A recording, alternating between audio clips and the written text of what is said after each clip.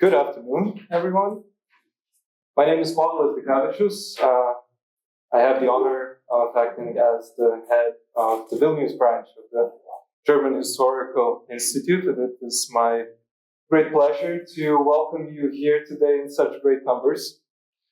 And while this event falls outside the regular framework of the Monday lecture cycle that the German Historical Institute Warsaw organizes here in Vilnius, I think we made a wise choice in making an exception and welcoming such a distinguished guest, Professor Sigurður Gylfi Magnússon, who is a professor of cultural history at the University of Iceland and also director for Microhistorical Research. And Professor Magnusson's lecture today is entitled Barefoot Historians, Manuscript Culture and Microhistory, and will explore these exact topics, namely vernacular culture and methodology of microhistorical research. This event has been organized in close cooperation with Vilnius University, whom we graciously thank once again for welcoming us so well. And the moderator of today's event will be Dr. Martynas Jakulis. And just in a second, I'll give the floor to him. But before that, I would like to thank you once again for coming in such great numbers despite the Easter holiday and such beautiful spring weather that we've been having these last few days. With that, without further ado, I will give the floor to Martynas and wish everyone a thought-provoking and engaging lecture by Professor Magnússon. Thank you. Good evening, everyone. Thank you all for coming on such a really important occasion. I'm really delighted to introduce to you Professor Sigurður Gylfi Magnússon, who is a professor of cultural history at the University of Iceland, and Professor earned his PhD in history at Carnegie Mellon University in 1993 and worked for numerous years as an independent scholar up until 2010. Only in 2014 he became an associate professor at the Iceland University, and a year after that, a full professor. Great career. Professor Magnusson's research focuses primarily on microhistory, history of emotions, and as well as material culture and history of everyday life. In Iceland, in the 19th century and the early 20th century. His impressive, really impressive bibliography includes numerous articles in academic journals, as well as more than 25 authored and co-authored books in English as well as in slang.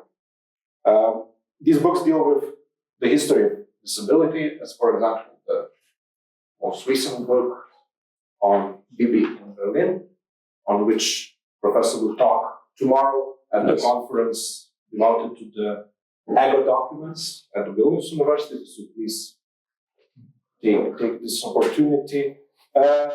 His books also deal with legal documents, archival research, and of course, the theory and practice of microhistory. The most read book in Lithuania, I think it is yours, co-authored with István Szijártó, What is Microhistory? We read it a lot, we think about it. The students also read it. Okay. So, of course, it should be mentioned that Professor Magnússon is also the co-editor with the aforementioned István Szijártó of the Microhistory series published by Routledge. And today, Professor Magnússon will present his lecture, Barefoot Historians, Manuscript, Culture, and Microhistory. So please help me welcome Professor Magnússon. Thank you.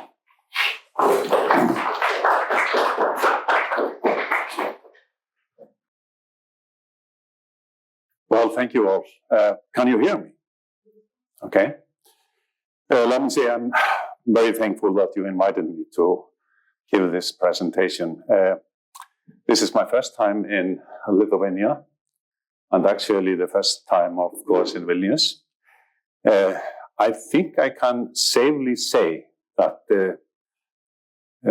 all Icelanders have a warm heart towards Lithuania, given your struggle for independence. And I think we were among the first to acknowledge your independence, which I think people in Iceland is very proud of. I'm going to talk about these concepts, barefoot historians. I will explain that a little later. Manuscript culture, both in Iceland and elsewhere. And of course, microhistory. Even though this very generous introduction, I am gonna, let me see.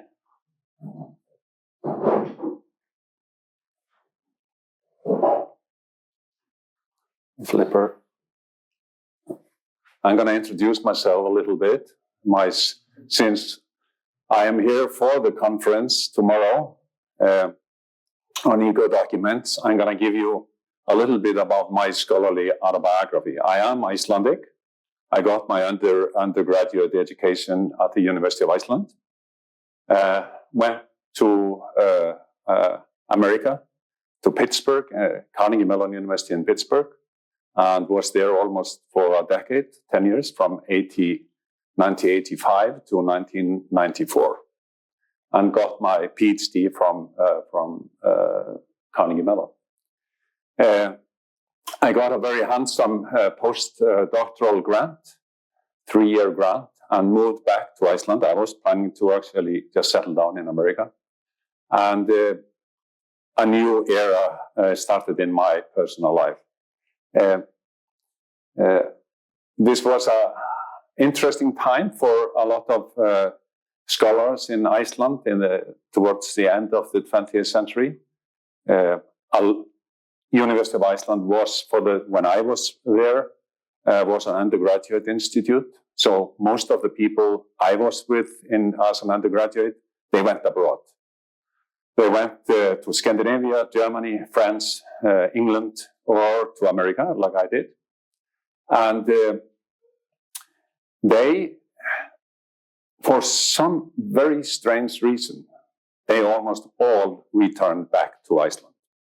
Even though they were students and worked at the finest institutes in the world. There is something about the island mentalities which I think makes a difference. And a lot of my friends who went to University of Iceland, they slowly but steadily started to show up at the campus, university campus. And we realized that we wouldn't really get any jobs. There were no job openings at the University of Iceland. So we actually formed an alliance, which we called the Reykjavik Academy, which was an independent research institute, which is still running strong.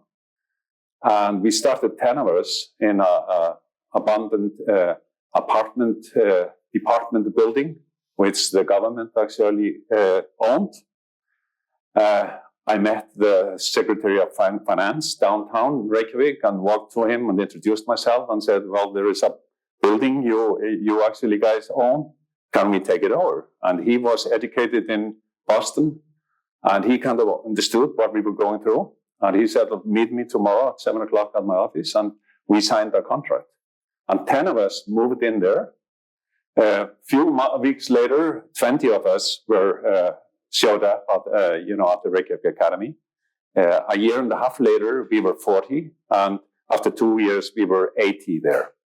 And when I left the Reykjavik Academy, there have been approximately 600 scholars from the humanities and the social sciences who had put up their tent there for a longer or shorter time.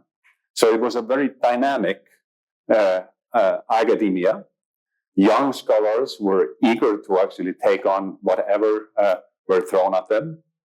They were critical. They were very critical at the University of Iceland. and we let our voice be heard all over the place. The media loved us because we were kind of independent, and we were living on soft money, which was kind of tough, but still very, very rewarding. I became also the president of the Icelandic Historical Association. That was more or less during the same time period. And I guess they threw the young Turk in that position to, do some job. But this was an interesting time because the internet was kicking in, and suddenly the discipline opened up because people from all over the world were commenting on issues which we threw out in the cosmos. So these are some of my publications, and I just wanted to introduce you to some of this stuff of mine before I took off. This is not working here. Okay. You mentioned the book series in your introduction. I actually started during this period, 1997. I started this Icelandic book series called the Anthology of Icelandic Popular Culture. It's all in Icelandic, and we are now publishing book number 35. And this was something which we did it in cooperation with the University of Iceland Press, and we are still working with them. And a lot of my students have took the first step in their public writing in this book, and I'm going to tell you a little later about some of these books. István M. Szijártó, my friend, Hungarian friend, and microhistorian, we added this book series, Microhistories by Routledge. And if you guys have some manuscript you think will fit into this book series, don't hesitate to get in touch with us or with me. And we are always looking for good manuscripts in this. And we have already published 22 or 23 books, and a long list of books are in the making. And finally, the new book series called the Biography Studies by Brill, Hans Renders, who is a specialist in biographies. I am on the board of this book series, and the plan is to organize focus on some specific regions, areas like the Balkans. So if you know some people who are doing biographies, and to throw together collections of articles about biographies in Lithuania or some of the Balkan countries, let us know. We are really interested to see how biographies have developed all over the world. So this is the introduction. I'm sorry to bore you with this. This is not working here. I don't know why that is.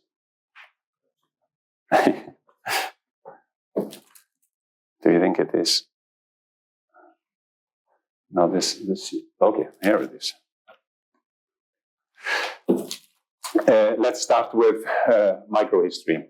Microhistorians tend to focus on outliers rather than looking for the average individual as found by the applications of quantitative research methods.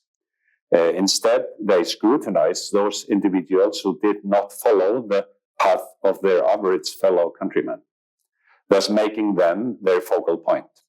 In microhistory, the term normal exception is used to penetrate the importance of this perspective, meaning that none of us show our full hand of cards. This term refers to those who, in one segment of society, are considered obscure, strange, or even dangerous. They fully accept they might be in other circles at the center of attention and fully accepted by the daily affairs.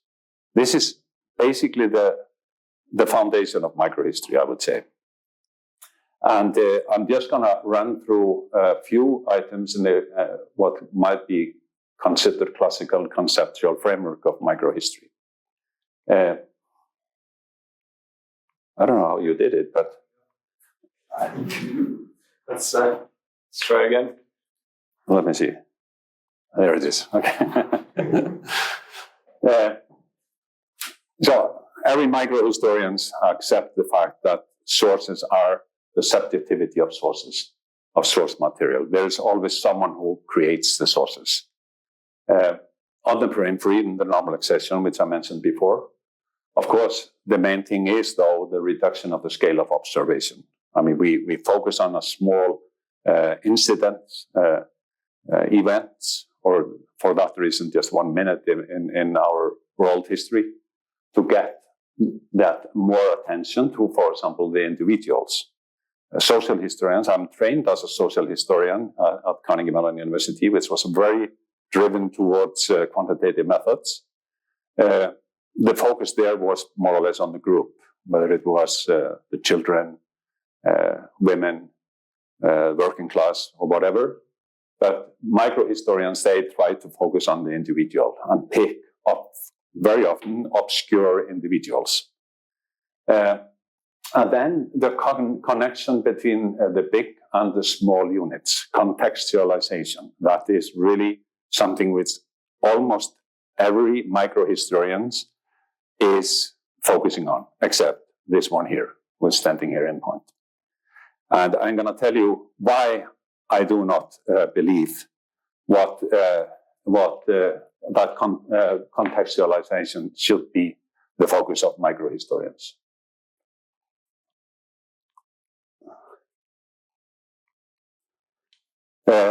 I call this the singularization of history. And one could argue that there are, in fact, two ways of approaching any historical problem. One, work outwards, looking for connections to other issues to create a large synthesis. And number two, to work inwards, surveying all corners, turning all stones around to fill out the space that the material at hand takes up. So, what I am basically saying, I refuse or I can't accept the notion of granted narratives. And I do realize that this is really, really hard to say, because we are taught as a historians to always connect our research units to a larger wholes. Am I right? So when I say we should stop doing that, just to focus on the research unit which we are dealing with. But don't worry. I mean, no one else buys this argument except myself. So you don't have to be worried about that. I am going to shower you with some books, mostly my books, my own books here in the PowerPoint. Some of them from other books which I like. So to do this, to focus on the research units, I came up with this concept of textual environment. And the focus there is on the sources, the source material. And accept the fact that the individual is shaped by text. You have read my book, our book, What is Microhistory? I tell this, my love story actually, how I realized when I met my wife, who is sitting in the back there, how I realized that when we were courting, that our relationship took place in text. When I was writing my diary, when I was texting her, when we through phone calls, whatever we call it, that's where the real relationship took place. Of course, we were enjoying each other companies, but it was going on such a fast speed that I had to sort out what was going on. So scribal culture has a formative influence on people. That's the argument. So what you do is to try to look at each manuscript, look for its creation, the language, and just, for example, the paper. how the paper is structured, where the paper comes from. All of this makes what I call the living research model a textual space that constitute the textual whole of this specific item. And what I mean by this, I think I'm going to give this up on this flipper here. Narrative is a tricky thing. I mean, what is an event? Are we willing to define what an event is? The memory of an event, it makes it more complicated than the event itself.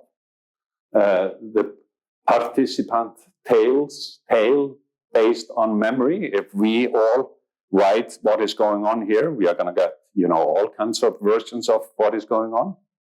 The external tale of extracting or composing that tale. The tale reformulated by its hearers. The latter fate of that heard tale. The reception by the wider audience. We write something, we send it out in the cosmos, and we don't really know what people do with our text, what meaning it really gets. So when the historians takes it, the question comes, which I think is an important one, what kind of past are we dealing with? What is the meaning of history really? When this is the process we have to go through. And that's something which we don't really ask ourselves very often. Tales and tales of tales, that's what I call the living research model. So what I'm going to do now, I'm going to talk a little bit about the grand narratives and how we deal with it with the aid of microhistory and the focus which I'm on the singularization of history. And what I'm dealing here with is my friend and former student, David Olofsson. We wrote a book, I think it was actually in 2017. It's called The Minor Knowledge on Microhistory, and deals with scribal culture, mostly in Iceland, but with some reference in other countries too. And what we were doing really is dealing with what we call in-between spaces, a concept in between spaces. You have the learned culture and you have the popular culture. And usually we talk about, how the learned culture influenced the popular culture. Rarely how the popular culture influenced the learned culture, but it happens. But in between is a space, which is very important to acknowledge. And that you do with the aid of microhistory. So this is, I'm going to deal with it a little later. Space is what this lecture is all about. And we think about space in geographical terms, the space in our brain, a room for space in innovations, and of course around time. Nothing new there. 2013, American Historical Review published a very interesting conversation between really interesting scholars on space. And there you are familiar with local, global, transnational, deep history, longue durée, big history, micro, macro, and neuroscientific turn. All of this, it deals with space in one way or another. So when I use the term space, I talk about writing space. And there are maybe three perspectives there. By studying the actual space, housing, material conditions, work, family, etc. I mean, when I'm going to be talking about few Barefoot historians, all of them have one thing in common. They were incredibly poor. And the superscribe, one of the superscribe, which David actually wrote his doctoral dissertation about from St. Andrews in Scotland. He sat on his bed for 70 years and copied text or created text. And his podium was like a cigar box. and it still exists. And this is a guy, I'm going to tell you a little bit about that later. Secondly, to consider social and community space. I mean, this is in the 19th century and in the 20th century. It wasn't really easy to find a space there. I mean, first of all, most of the poor people there, they were servants. And the master, he wasn't really very happy that people were writing something out in their homes. And that's one of the reasons we have very few diaries from women from this area, because they couldn't really protect their space. But the men were more likely to do it, even though we have stories where the master walks into the private space in the living room where everyone slept in the farms, these poor farms, and rest into their private space and started to read what they had written. So we have to think about social and community space. And thirdly, we have to explore the mental space that these Barefoot historians had. And that's what this presentation is going to be a little bit about. We might term it heterotopia, a space of otherness, no place. So here is the definition of Barefoot historian. These are guys who are uneducated lay scholars in the 18th and 19th century with great passion for the written word. I mean, they sit day in and day out and create text. And they do it in such a quantity that it would blow your mind if you see it. And again, very, very poor people, all of them.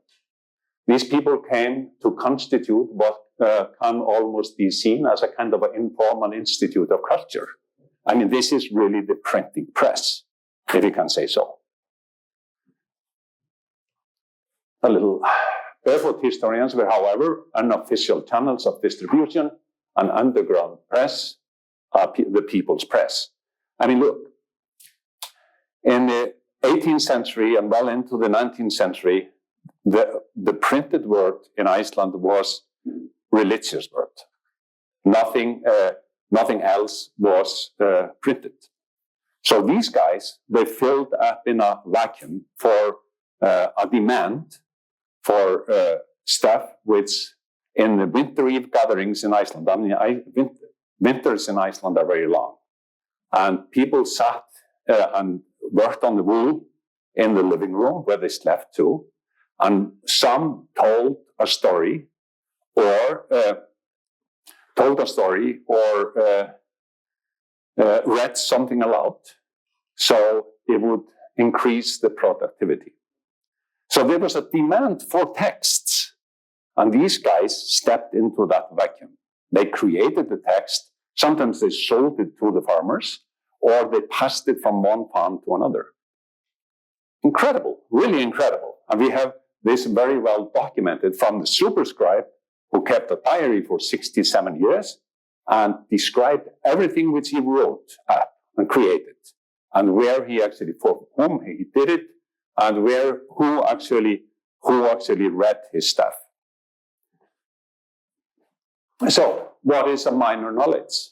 Once we break away from the traditional boundaries, from the grand narrative, and standardized processes of scholarship into unexplored areas of local knowledge, we can hope to come across material that may shed new light on the institutional structures, as we say. And when I say minor knowledge, so the local knowledge, this was something which the scholarship in Iceland, and in fact all over the world, didn't want to have anything with, didn't really want to focus on. And it was just a fairly recent phenomena that scholars have paid attention to this. And I will come back to this also a little later. Local knowledge used to describe the experience of reality that originates in people's day-to-day lives, knowledge that is easy to acquire, retain, and apply. So, David Ólafsson and I, David doesn't really buy into the singularization of history idea. So what we did in our book, we did map out where in the Anglo-American scholarship, where people have been doing similar things as we did. So it has been for the last 25 years, 20, 30 years, people have been really deconstruct the grand narrative of the printing revolution. Because that grand narrative tells us that printing press swept away all handwritten material. But we find out that this continued well into the 20th century. And more than that, this handwritten material is of different kind than the printed material.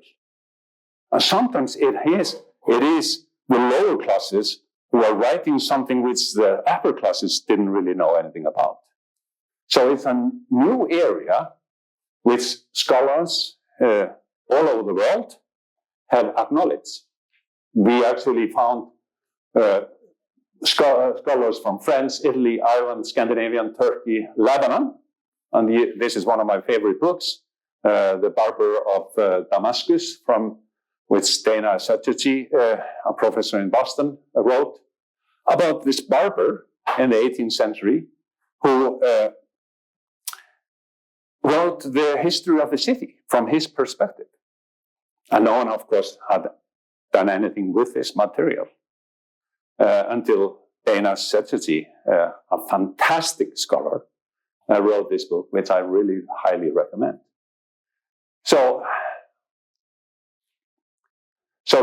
But the collective conclusions of their work is that the written culture of the early modern and modern era was not confined purely by print and its products. It's a very important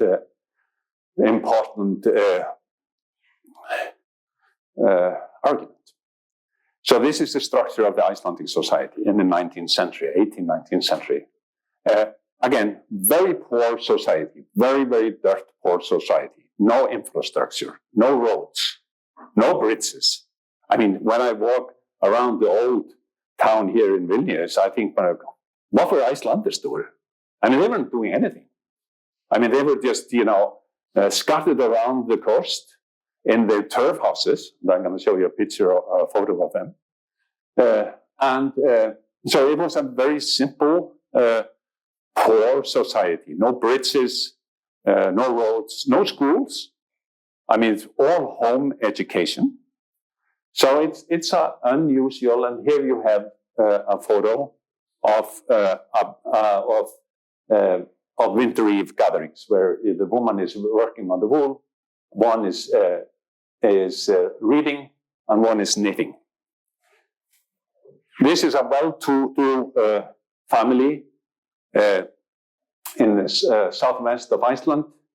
And you just notice the houses there. I mean, this is a fairly well-to-do family.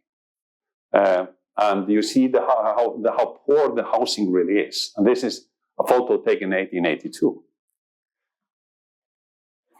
A banker in Iceland who lived in the Westman Island, he was devoted communist. It's an unusual combination, being a banker and a communist, but he was. And every summer, he picked up his family and went to the mainland, and he drove around the country and took photos of poor people's housing. And he was just fed up with the government, who was always showing these glossary images of Iceland, but not acknowledging the fact that there were really poor people during 1930, 1945. So I actually published his collection in the Anthology of Popular Culture. And you see, this gives you some indication of what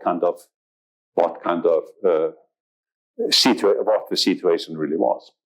What I'm talking about now is the western part of Iceland, Vestfjörður. Has anyone been in Iceland, by the way? Okay. So this is actually a really beautiful part of Iceland. It's not very hospitable in terms for farmers, but it's the fishing banks here around are one of the richest in the world. So there were small fishing villages here in this, as you see, Bolungarvík, Hnífsdalur, Ísafjörður, Flateyri,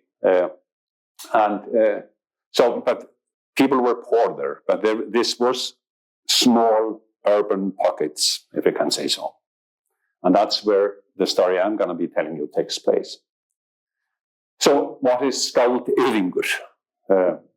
Magnus Magnússon, which I will talk about quite a lot. He was a Barefoot historian.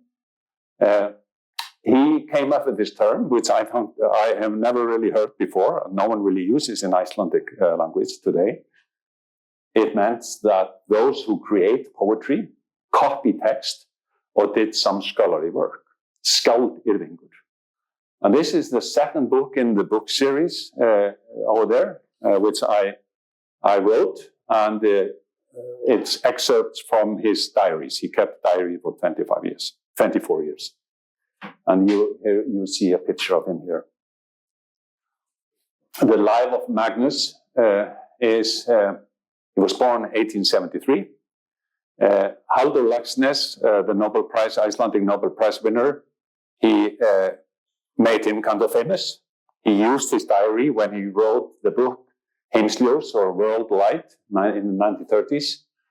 And Magnus kept a very detailed diary about his life, which is incredibly valuable. And there were, 4,351 pages.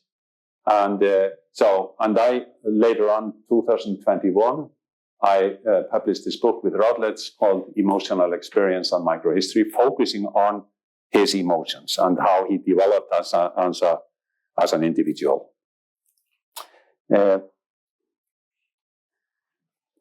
His life course, for most of his life, he was a destitute pauper, semi-independent boarder,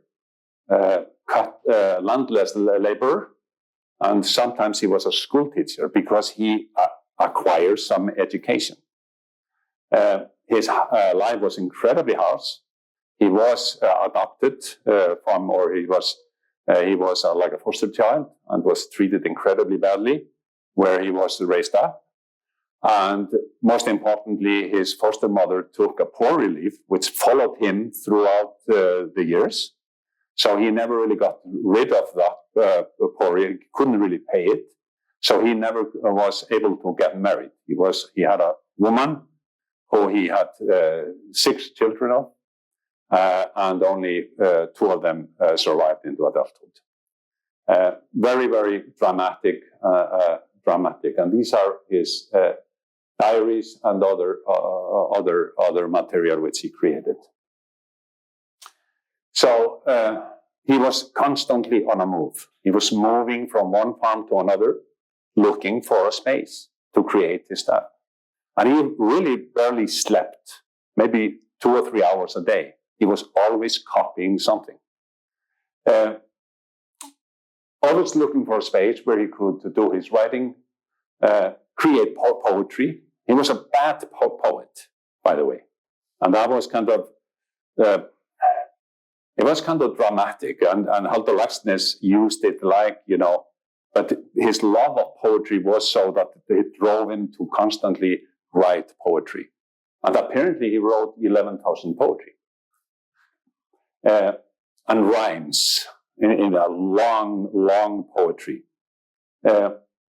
He was accused of raping a 14-year-old girl who was his student.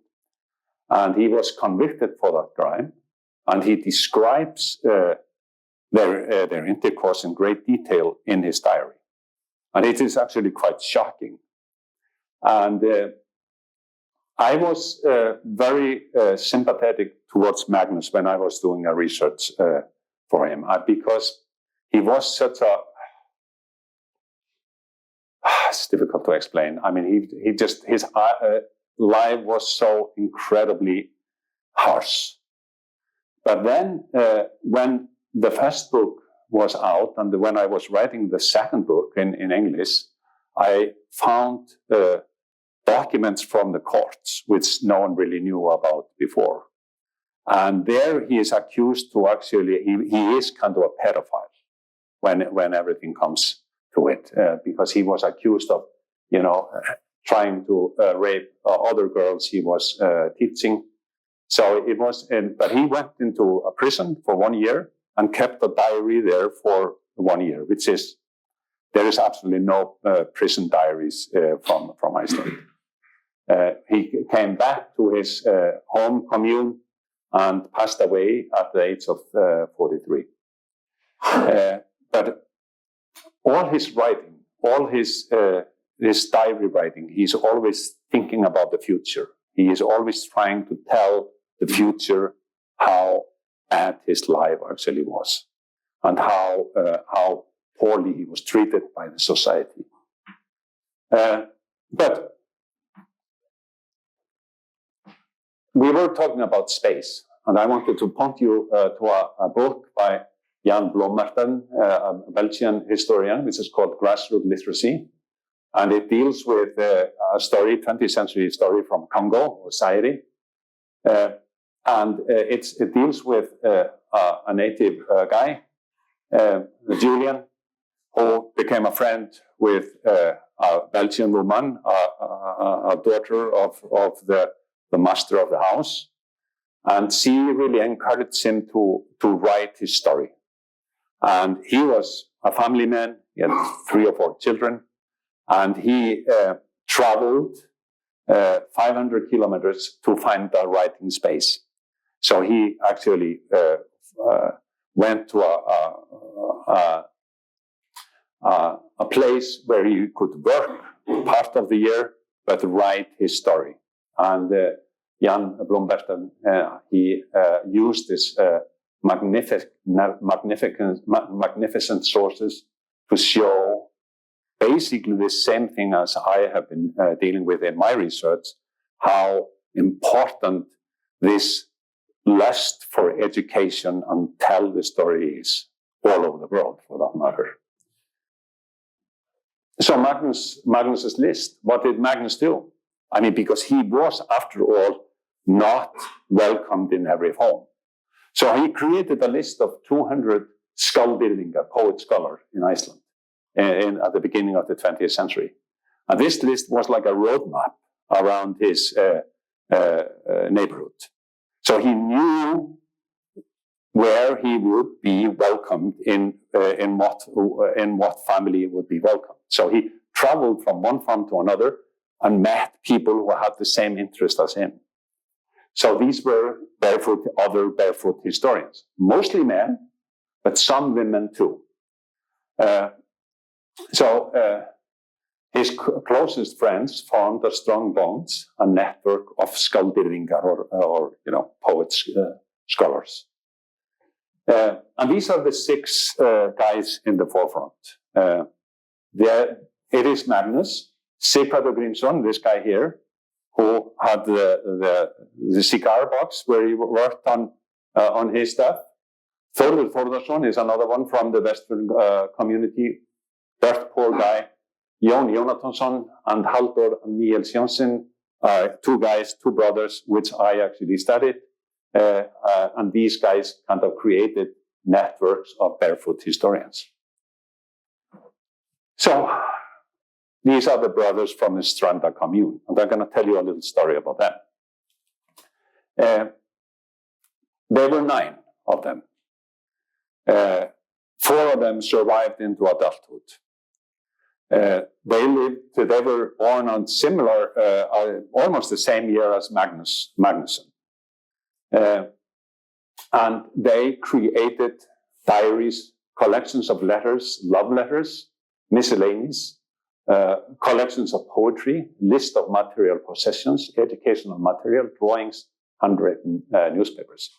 I stumbled upon Halldór, the younger brother, Halldór, in the manuscript department, and I was going through a list of diaries in the manuscript department at the National Library, and I remembered the name Halldór Jónsson because I was studying handwritten newspapers, which was a phenomena used quite a lot in Icelandic farmsteads in the 19th century. Then young people created pretended that they were, writing real newspapers, and they created newspapers in the same format as the real newspapers, and they passed them from maybe 10 farms, and each paid a minimum amount of money, and people read it in the winter eve gatherings. And I remember Halldór because his handwriting was so clear. And I said to myself, well, if I'm going to be reading a diary, it's better to, be able to actually read the handwriting. So I started to read this diary, and it was just like someone with a video camera in the old farmhouse in the 19th century. It was so detailed descriptions of what was going on. And at some point he said, well, my brother Niels, he started on his diary too. So I said, well, what a luck. That would be great to actually compare two from the same farm. And I called on the curator and said, hey, can I see Niels' diaries? Yes, and he went down and brought them up. They were like this, 40 years of diary writing. And he was just like his brother, very detailed diaries. And I started to read Niels' diary. And at some point he mentioned that he's in love with a woman. And he writes down every letter which he gets, and every letter which he sends to other people. So I called the curator again and said, hey, is there a book of letters down there which is, in the name of Niels Jónsson? And he went down and comes up with a box of candy. There were no candy in it, but they were full of letters, love letters. And incredible love letters. I will show you a photo of them a little later. So these guys were collected poetry, like Magnus. They were not poets themselves. They listed up all their material possessions, and they priced them. The underwears they were standing in, 3 underwears, 2 old, 1 new. This is the price. So you could follow how they actually did from one year to another. So really, really remarkable people. And these are their manuscripts over there. And this is the love letter. Look at the decoration here. And long letters. I mean, they were just, the sheet was this big. And I was writing a book, which later came out in 1997, the first microhistorical study in Iceland, called Education, Love, and Grief. And my focus was going to be mostly on education in this work. But then I found the love letters, So I had to write about love in the peasant society. And when I started to read the diaries, people were dying left and right all over the place. So grief was just hanging over this society. How am I on time? Am I okay on time? Okay. So I'm not going to talk a lot about this. This was when I wrote my doctoral dissertation. I used 1,100 autobiographies, semi-autobiographies, and memoirs. And I created kind of a live course, used a live course analysis to figure out the transitions in every children's life. At the age of 5 to 7, you got the first work task, which was kind of a big deal. Then work was a burden, it was bad, and education was pleasant because they learned to read and write at the home. And it was something which they really emphasized because it gave them they realized it gave them an opportunity to step away from the harshness of the society and dive into the Icelandic sagas. And the Icelandic sagas are literature from the 10th, 11th, and the 12th century. epics stories happened in the farming communities, just regular farmers fighting. But it gave you kind of, these stories had some moral authority, and children learned how to deal with difficult situations. But at the age of 10, there is a shift. Work becomes pleasant, good, and education bad, because they were preparing for the confirmation. They had to learn Luther's catechism, which was not very pleasant read for anyone. And they had to memorize it. And the big night was at the age of 14, when they stood in front of the whole commune and cited something from the Luther's minor catechism. And after that, they started to work as independent laborers, usually leaving their parents' house, and they were on their own, kind of. And married around the age of 30. So the interesting thing for historians is, of course, what happens from the age of 14 to the age of 30. I mean, just emotionally, sexually. I mean, all kinds of stuff is very interesting, because this is a society with great social control. And we know that because children born out of wedlock are very few. It's a small percentage in comparison with, for example, European countries. Enough of this. So, connection between work, death, and education. A long and constant work year, that was what characterized these children. Compulsory education, often burdensome, carried out at the home. Mentality of the general point of view, and the general point of view in the society at large.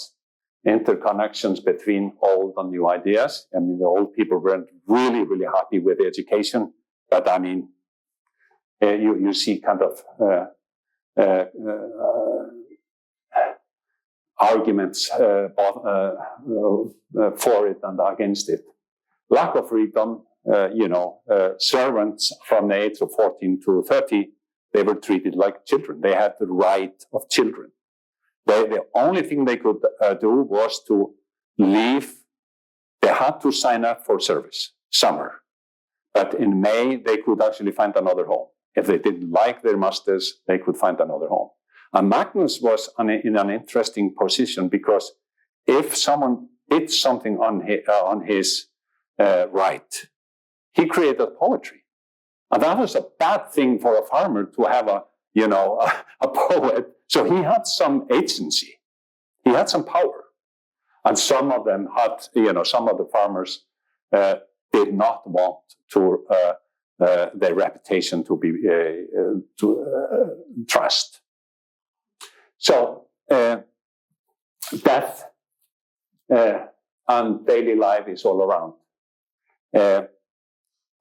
One of the things that characterizes their life, and in this constant threat of death, 9 brothers, 4 actually survived, and you have to remember, infant mortality in the middle of the 19th century is 35%.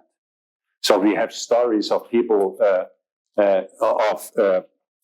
of families where 6 children pass away because of what I wrote it down here, diphtheria. That's a kind of hefty influenza, which took children all over the world, all over Iceland regularly.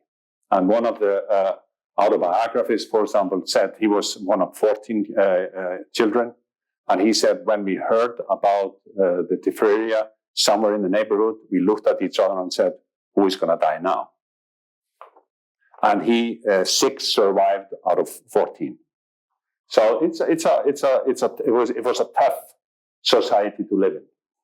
So what I did, at the same time, one noticed that in this poor peasant society, we have extremely high literacy rate. I mean, literacy was almost 100%, if we can say so about literacy. The reason was that children turned to the Icelandic saga for moral guidance, a literature that had been passed from farm to farm throughout the centuries, but it was created in the 11th and the 12th century. Icelandic saga became a tool in an attempt to survive in a harsh world. Literacy became the best way for children to escape into the imaginary world of the sagas. So what I did was to explain this unusual historical situation, high literacy rate in a very poor society. I turned to Freud's theory about anticipatory grief. Yes, to explain the lust for education and knowledge. His focus was on the individual and the role of hope for the recovery of those who are dying. You know, if you have months to accept the fact that your friend or your relative is dying, that gives you a room to actually work with it. Do you see what I'm saying?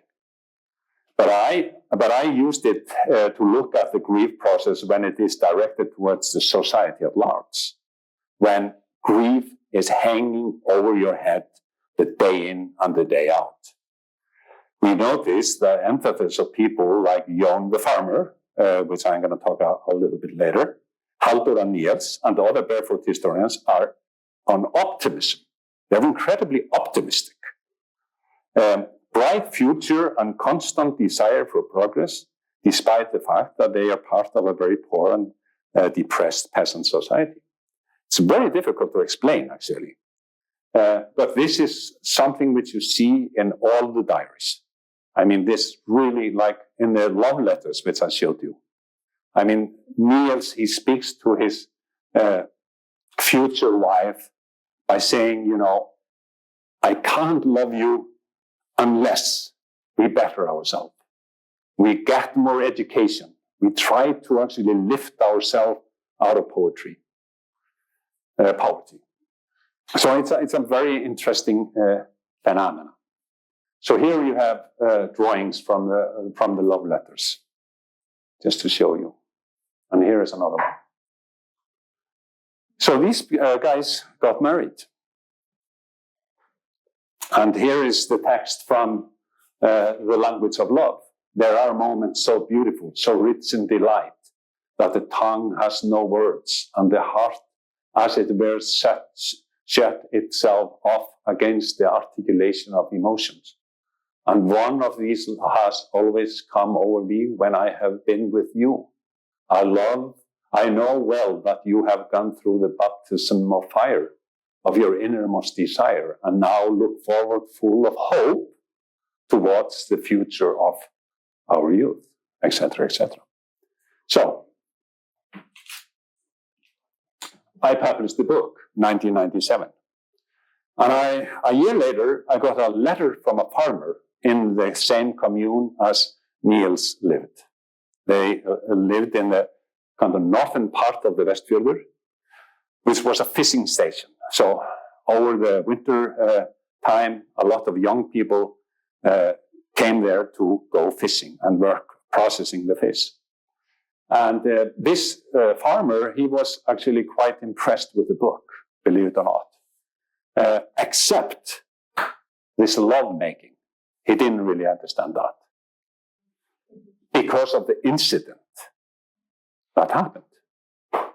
It was a 20-page letter, and the farmer was 93 years old. So I wrote him right away and said, you know, I'm a historian. I mean, by nature, historians are very, very curious people. You have to tell me what incident you are referring to. And I got, soon after, a 20-page letter, another 20-page letter. It took him a very long time to actually get to the point. Well, this is just part of the letter. You can run over this one here. To tell you we're just in a very short terms, they started to quarrel, these lovely people, Niels and his bride Gudrun, accusing each other of adultery. During these years, their daughter Elizabeth had been born, and she was probably then 2 or 3 years old. Somehow the child became mixed up in this quarrel of theirs. In one of their booths of recrimination, things got so heated that Niels stormed out with threats aimed at Guðrún, including that she would not need to have any more children bearing his name, or they needed to argue about other children. He rushed off in furious temper. A long time passed, and Niels did not return. People went out to look for him. He was found somewhere far away off, racked with torment and helpless with pain, so that they feared for his life. In his rage, he had drawn a cord tied around his testicles and torn them off. Just think about this guy here. I have pored over these guys for 4 years, and I felt that I knew them better than myself or any of my family members. And then this. So I was totally shocked, and the letter just went in the drawer and he didn't touch on it for 10 years. And soon after the old farmer passed away, I saw that in the obituaries.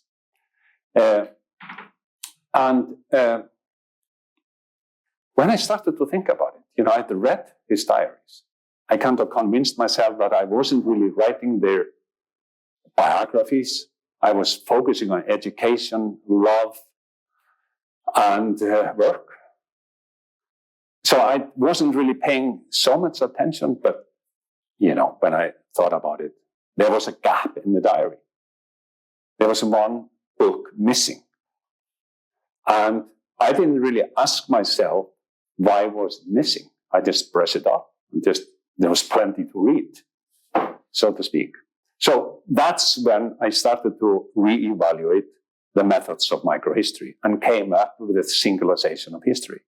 Because I realized that in my book, I was so interested to please the community of historians, to tell how important these guys were, that they really matters to the big picture, contextualizing them, that I lost the main point in his story. Do you see what I'm saying?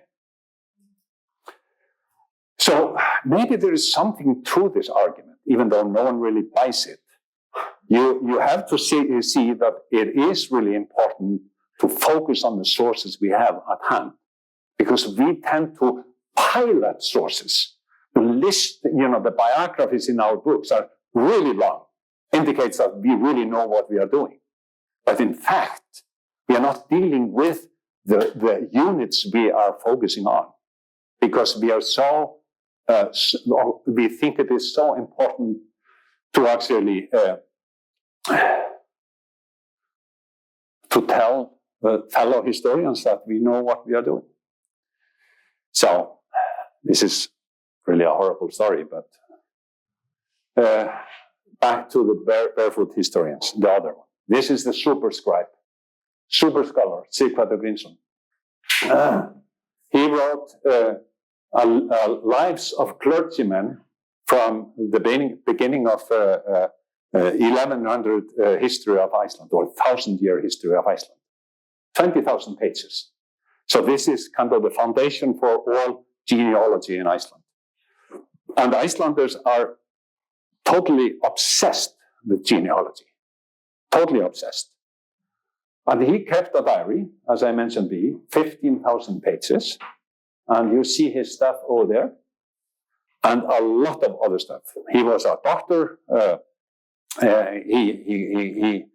He was not a medical doctor, but he was kind of a lay doctor. And he went to patients. He wrote down, what was the problem, what he suggested, and also everything he wrote and created in his text. I'm not going to read this text here. This just gives you an indication of how this networking actually worked. Þórður Þórðarson, one of the Barefoot historians, got a letter from Niels, the brother, which castrated himself, after his brother Halldór died at the age of 43, I think it was, on sea when he was fishing. And he's saying, this is the best letter I have had. I get a lot of letters. They are bullshit, most of them, but this one is really important. And then he refers to Dr. Jón Þorkelsson, who was the director of the National Library and the National Archive, and also Finnur Jónsson, a professor, Icelander, who was a professor at the University of Copenhagen. So it indicates that they are in communication with the higher class of scholars, not only, within the team of Barefoot historians. I am afraid that I'm running out of time. Am I? Okay. Okay. Yes, Magnus was always traveling, and this is Halldór Laxness. This book of his, I think this was published in the Soviet Union. This one here, but I don't know whether you know Halldór Laxness, but this is one of his epic stories about Magnus. Just to summarize, I studied various aspects of the literary practices of small network of self-educated scribe, lay scholars, and popular poets. All of them lacked the formal education, and I examined the strength of this aspect of popular culture and tried to show it in a wider European perspective. That was David who was responsible for that, as well as asking questions about the importance of this development for the continuity of Icelandic literary tradition. And now, I can't stop now. That's the problem. I have to continue a little bit. So our next book is going to be focusing on drawings. These are farmers who do these drawings. And the manuscript department is full of manuscripts, of course, and a lot of them are created by these dirt poor farmers. And we are going to be publishing a book, the book number 35. This is the cover of it. And on drawings, we are going to be showing a lot of drawings. And these are books from the Anthology of Icelandic Popular Culture. Book of Elka Björnsdóttir. She was a working class hero in the beginning of the 20th century. Wrote a beautiful diary about her life. Very poor, but full of energy and lust for education. I have talked about Magnus Magnusson and his writing, emotional experience. This is a student of mine, Guðni Hallgrímsdóttir. She found the first autobiography by a woman, only 3.5 pages.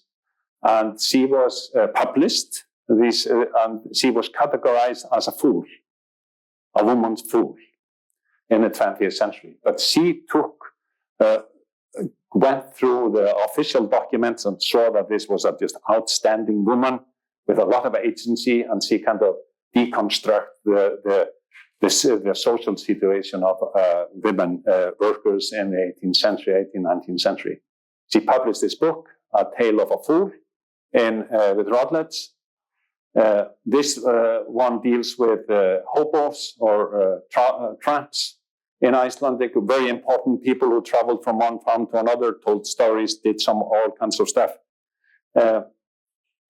Híbýli fátæktar, poor people's housing. So these are some, and then Jón the farmer. And I'm going to dwell a little bit on Jón the farmer. He is born in the late 18th century. Parents, no education as the rest of them. Parents fairly poor, but kind of rose to more prosperity. He was interested in reading and writing, mathematics, and astronomy. He was always calculating the distance from his farm to some Newfoundland star in the universe. And he wrote up over 400 manuscripts. This is his major work. It was an encyclopedia, created 1845 to 1852, 9 volumes, big volumes. Handwritten, of course, created from many different sources, in German, English, Danish, and Icelandic, of course, and oral sources. It dealt with the creation of the world and the development of the species. And one volume, 500 drawings, are about plants and animals in the world. Really, really remarkable stuff. just to give you some indication of what it dealt with. I don't know whether you in the back can see this here. He categorizes, his drawings and refers to the text in the other volumes. So this is mannbreytingar. It's human differences, we would say. And this is South World people, sometimes, or blue men, sometimes called Negroes. And just to give you an indication of what he wrote about, you have to read very fast. I'm not going to read this one here.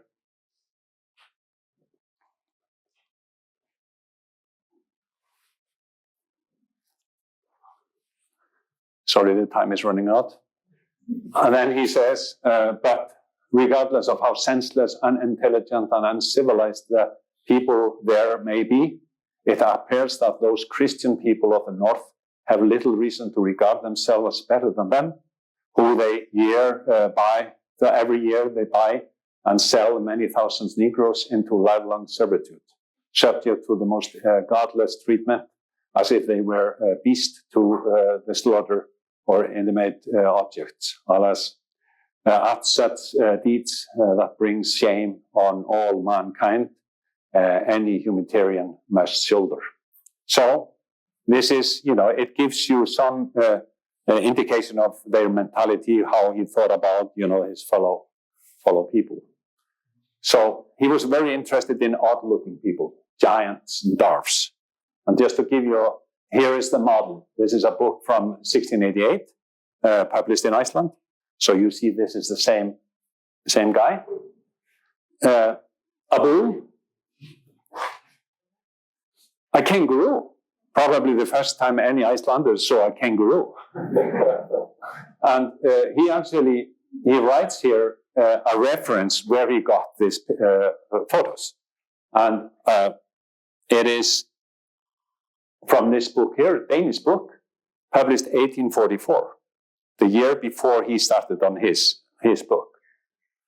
And I started to look for it in Iceland. There is one copy that exists in Iceland, and that is in the old Latin school, in the library of the old Latin school. And he must have got the copy and copied, quite from it. So here are bats, and I'm not sure whether you in the back can see there are B here, there are B, and there are C, B, B. And what it means that an A, if it is an A, means that he had a definite model. B is that he had some kind of a model, but he did some with it. But C means that he created himself. So, and you look at it's X10 group or category, animals that can fly. Kynferði, well, it's difficult to explain. Sorry. And you see that there is, he's fighting for superstition and enlightenment. He is an enlightened human being. But he believes, for example, that monsters exist. But he only talks about monsters if he has reliable source for it. So he doesn't really quote them otherwise. And these are a lot of C's here, obviously. This is, his drawings. Sea monster, Sætröll, monster with many heads and wings. I'm not going to take off my jacket because I have a tattoo with, this. I will show you it later tonight. So, creative space. That's what we have been talking about, creative space. And how can we explain Jón the Farmer and other popular scribes? What drives them to fill out pages of valuable pieces of paper with their ideas when the paper was not to be found in every drawer? Almost all of these peasants who took the time from their work to create a new manuscript with a focus on their text production were dirt poor, as I mentioned before. So, I am almost done. How can we explain this auto-production, ego documents, and Barefoot historians? Culture of emotion. I mean, that's the first thing. The fact that people were just really, really dealing with grief their whole life. And I am referring to the argument which I made about how they used literacy and why they became literate to be able to deal with their emotion. Material culture. I mean, this is material culture is we have incredibly good sense of the material culture in the 18th and the 19th century through inventories, household goods inventories. If you owned something to the commune, poor relief, for example, when you died and you hadn't paid it, the sheriff actually showed up, or someone from him, and wrote up everything you owned. And it is, I had a doctoral student who went through 33,000 of them, and it is just amazing how little people owned. So, but you could create a manuscript, and that became yours. That became a very important, it belongs to you. And the memory process in the 19th century, that's something which is very unusual in Iceland. If you look at this concept, collective memory, historical memory, and individual memory, collective memory in Iceland is very, very weak because of, as I mentioned before, the farmsteads are scattered around the coast. Very small urban clusters existed, but they were few. But in Europe, you had village communities, and they all had collective memory. You are familiar with Natalie Simon Davis and the Return of Martin Gere. I mean, that happened in a small community, in a small village. But this was very weak in Iceland. But historical memory was on the rise. And that was because of the independent movement in Iceland and the Icelandic sagas. So people saw themselves as part of the political movement if they stepped forward and told their story. So the historical memory was on the rise. That meant there was a space for individual memory. People who were dirt poor and didn't really matter in any regular sense of the word as we put it into it, they felt that they had to tell this story. A lot of the autobiographies come from the 19th century. People born in the 19th century, they start their autobiographies by saying, I don't really have anything to say, but I'm going to say it anyway. So, the everyday life in the 18th, 19th, or 20th century, how did the creative class influence the general public in their daily affairs? The idea of a foreign land became part of the culture, for example, through the work of John the farmer. The idea of abstract thought became part of their daily life. Poetry. I mean, some of the poetry was very complicated. They were using the language in a very complicated way. And the idea of progress became part of their survival strategy, as I have explained in this presentation. Thanks for listening. These are my dogs.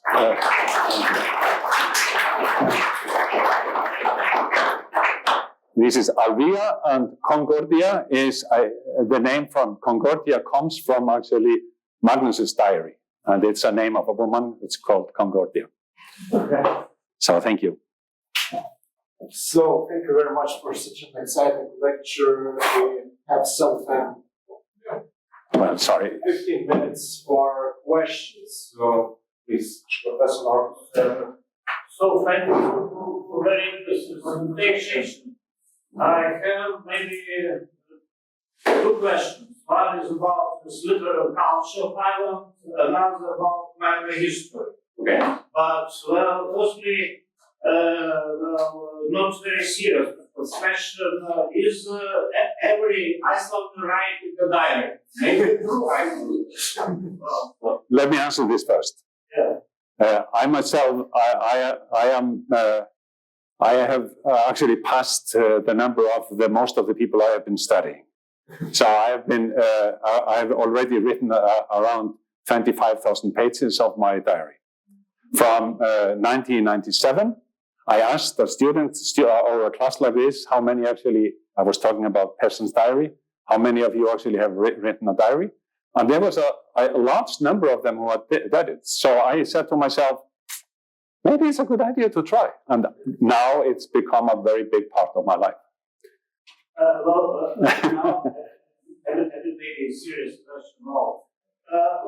Where I'm from, those pure farmers in the 19th century bought so good paper. Because, sometimes you order a book printed somewhere in 20th century and it dissipates when you open it. Yeah. Because as far as we know, Ireland has no forests, so we're from so good paper. Okay, and how so many manuscripts could be preserved? Because here in Lithuania has the problem that a scribe, trade fruits and dyes, the first worry of inheritors is to make his flat empty, to throw away all this paper work and so on. And it takes the place. And it's having to transform if there is larger high. Yes. So, but this is a technical question. Well, let me answer. Okay. It's a great question. It really is an important question. Iceland was part of the Danish kingdom for 600 years. And so there were Danish merchants traveling from Denmark to Iceland every summer, and they sold, necessities and bought some stuff from the farmers, fish and wool and stuff like that. And one of it became, paper became fairly affordable in the 19th century. And it was because of the literacy rate was so high that people really saw the opportunity when they could buy paper for fairly reasonable price to start to write. But there was one problem. It was the ink. So they created their own ink. And the brothers, for example, just gave, the recipe for the ink making. And they just took it from nature, made some mixture, and this ink is still really as fresh as anything I have seen. So the third question is? Yeah, for the last question. I'm asking this question maybe on behalf of students, of younger colleagues. Those young historians have this program, publish or perish. So it's a bit practical question. As far as I understood, microhistory is multiple books. If you want to write the book, then if you like to write books, microhistory is for you. But people, younger colleagues are expected to produce papers. And so this very practical question is, are here some mainstream journals? Maybe it will good that they will be included into Scopus or Analytics database, which will accept the papers, the microhistory. And I wonder how it's possible to press microhistory in those 8,000-10,000 euros limit. So, please another good question, but I think you put your finger on a very important thing, which is the contextualization. I think a lot of microhistorians were tempted to contextualize their research so they would be able to get it into our mainstream journals. But you had, of course, Quaderni Storici, which is the Italian journal, which focused on specifically on microhistory. But I have published in Journal of Social History, Rethinking History, many journals, stuff which deals with microhistory. So I think today it's not a problem. But a lot of microhistorical studies have become a bestseller, like the Cheese and the Worms by Carlo Ginzburg. And a lot of other, The Return of Martin Gear is another one, of course. And the reason is, it's such an interesting stuff which they are right about. These guys are usually very unusual people. And the art of telling story is something which we need to value. I mean, because for students, I mean, it's a fantastic way of getting into history, to read about, these unusual characters which I have been talking about. But my friend István M. Szijártó, he claims that you have to be close to 70 years old to be able to write a good microhistorical study. So I am approaching that, age limit. So soon I will probably be able to write a good microhistorical study. But thanks for your question. So, more questions? Thank you so much for your lecture. I have a question about the persona of Magnus. Okay. As I understand, he was destitute. You have mentioned that he was in debt his whole life because his mother was subject to His stepmother. Stepmother. Okay. So he was in debt, but I wonder whether there was any social stigma attached to him being in debt or his stepmother being recipient of poor relief. Absolutely.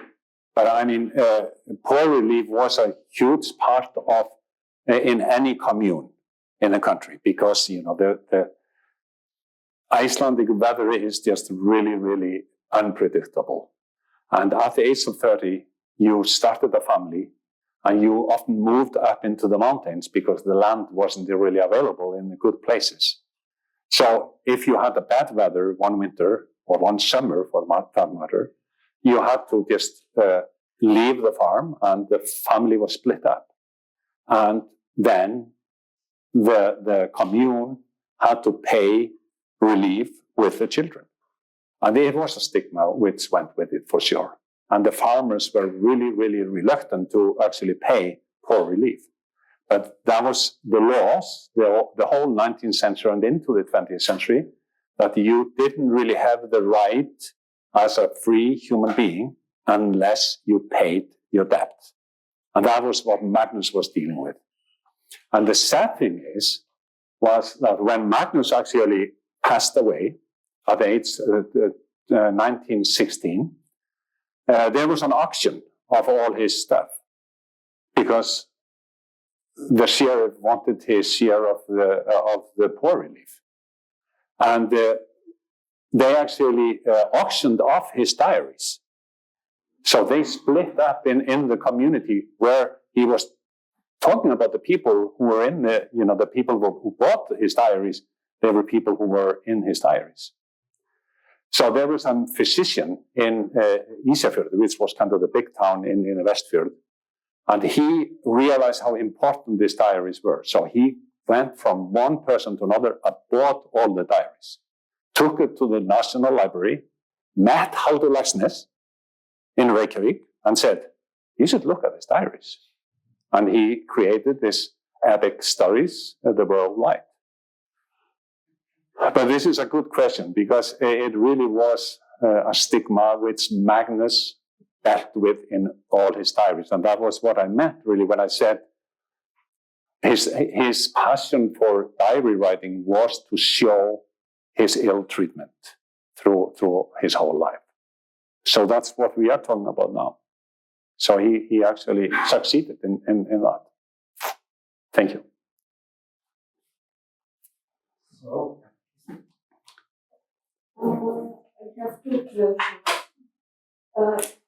It is not very short question, but we have time enough. But about your approach about the relationship between local or micro and versus global history. And the second question is the fate and future of your journal of microhistory. You should maybe ask my wife about that. She is more.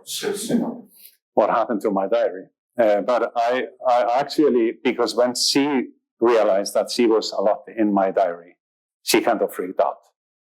So we made an agreement that I wrote, I talked to director of the manuscript department, that he would actually take my diaries and close them for 50 years. But she accepted that, that deal. You touched on a very soft spot in my argument, because, of course, we can't deny the global perspective. I mean, it's all over the world. And for sure, it has affected our scholarship. And the historians are always trying to go global. I mean, but I don't really understand it. I don't think it is history, because you are sacrificing agency, subjectivity, and philology, dealing with the sources. If you are going to go really, really broad, you will miss this contact. So what I used to say, or the concept I use, is far-reaching microhistory. You look at the local community and you see, what do you see there in, for example, material position? I mean, these guys, they owned dishes from China. They were talking about kangaroos in Africa. So the global moved into the local community, and that's where it has some meaning. When you go global with your history, you're doing something other than history, from my point of view. But, you don't have to buy my argument. This is just my stuff. Maybe sometimes microhistory can become some kind of transnational. Absolutely. And I think, some of the best biographies I have read deal specifically with, they use some of them microhistory as their, methods for dealing with the individual. And these are possibly persons who travel between cultural unities, immigrants to Canada, Icelandic immigrants to Canada, or Scandinavian immigrant to Canada. Transnational concept is great for that matter.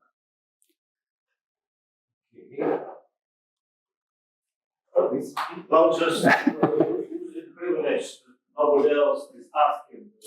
Well, my question is, it is scholastic, scholarly.